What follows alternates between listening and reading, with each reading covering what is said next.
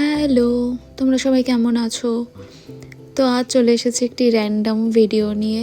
জানি না তোমাদের কেমন লাগবে, তবে কয়েকদিন আগে দাদাকে বলেছিলাম যে তোর কোনো ফ্রেন্ডস যদি দুবাইতে যায় তো ওখান থেকে যাতে কুনাফা চকলেটটি নিয়ে আসে আমার জন্য।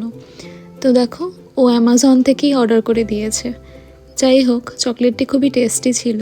আসলে ওর অনেক বন্ধুই আছে যারা দুবাইতে যায় মাঝে মধ্যেই, তাই আমি বলেছিলাম যে কি যদি যায় তাহলে নিয়ে আসতে। যাই হোক, এই দেখো আমার একটা পার্সেল এসেছে আজকে। এটারই আনবক্সিং ভিডিও তোমাদের সাথে আজকে শেয়ার করব। তো রিসেন্টলি আমি ফেসবুকের একটি পেজ থেকে কতগুলি সাউথ ইন্ডিয়ান জুয়েলারি অর্ডার করেছিলাম, সাথে গ্লাস ব্যাঙ্গলসও অর্ডার করেছিলাম।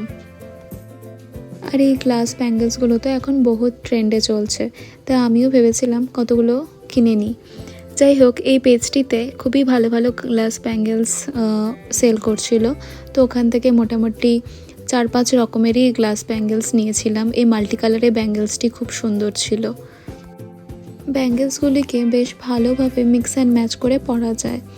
অ্যাকচুয়ালি গ্লাস ব্যাঙ্গেলসগুলো ইন্ডিয়ান, ওয়েস্টার্ন, ইন্ডো ওয়েস্টার্ন সব কিছুর সাথেই ভালোভাবে স্টাইল করা যায়।